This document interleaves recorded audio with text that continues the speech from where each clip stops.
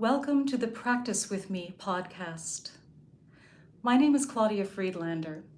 I'm a singer and a voice teacher who is deeply interested in our human experience and ongoing evolution. I believe that each of us has it within us to create lives that are increasingly fulfilling and empowering, with progressively diminished suffering and conflict, internal and external. For me, singing is a practice that helps me to abide in the present moment, to promote flow and reduce friction in my life, to integrate mind and body, and to enjoy deep connections with others.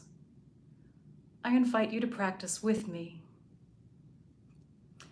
We commonly think of practicing as a verb, as something you do.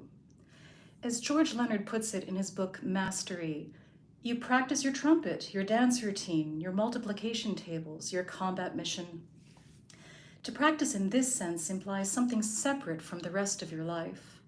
For one who is on the master's journey, however, the word is best conceived of as a noun, not as something you do, but as something you have, something you are. A practice can be anything you practice on a regular basis as an integral part of your life, not in order to gain something else, but for its own sake. Leonard, who practiced the martial art Aikido, goes on to list many things that can potentially form the foundation of a satisfying practice, like gardening, yoga, and meditation. But it is possible to embrace virtually any activity or multiple activities as a practice. Today, I'd like to share the reasons that I find the practice of singing so gratifying and useful. I first encountered the idea of a practice as an end in itself through vipassana meditation, also called insight meditation. The term vipassana loosely translates to see clearly or make distinctions. Vipassana meditation has its origins in Buddhist tradition and philosophy. When practiced regularly and with clarity of intention, vipassana is an example of what I would call a liberation-oriented practice. My brand, if you will, has been the liberated voice from the beginning, so I'd like to share a little about what I mean by a liberation-oriented practice. When we're talking about the idea of liberation, it's important to consider not only what we're being liberated from, but also what we are being liberated to do. Buddhist philosophy, please forgive the oversimplification, this is a podcast. Buddhist philosophy talks about liberation from attachment, which is considered the source of all suffering, and liberation to abide in the present moment, unfettered from concerns about the past or the future. While I agree, I would put it a little bit differently. The way I like to frame it is, I am interested in being liberated to live my life with an ongoing sense of flow. And so what I'm interested in being liberated from is anything that might impede that flow. Anything that creates a sense of resistance, friction, or rigidity.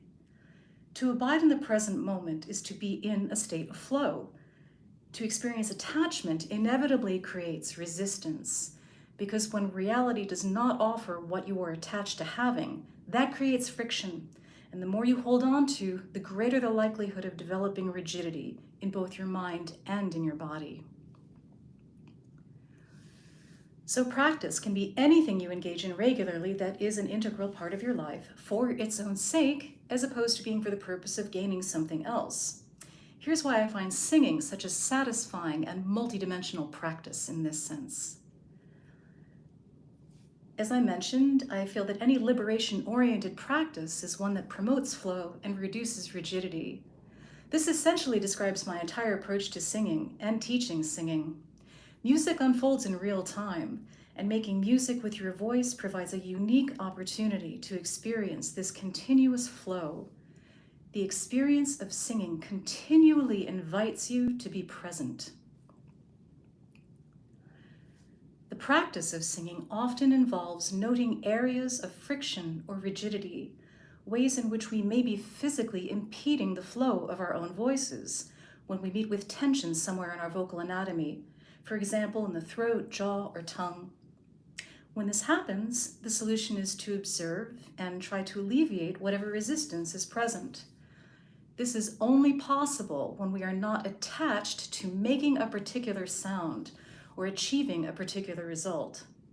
In other words, we must liberate ourselves from this attachment in order to liberate our voices to flow more freely.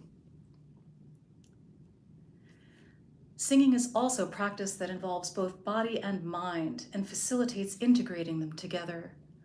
I like having a practice that has the potential to free us from both physical tensions and rigid thought habits.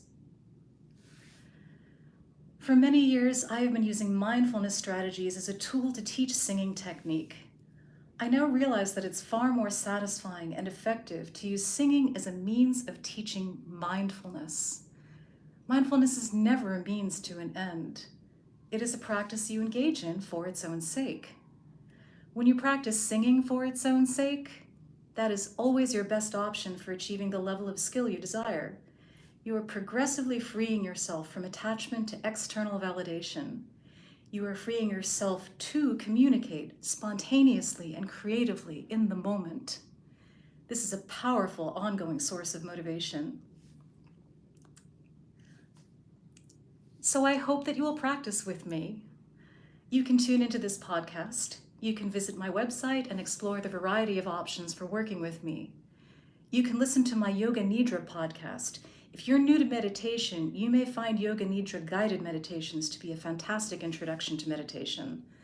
And whenever I have additional practice resources to recommend, I will announce them here. Please like and subscribe, and consider how you would like your singing practice to take shape and evolve.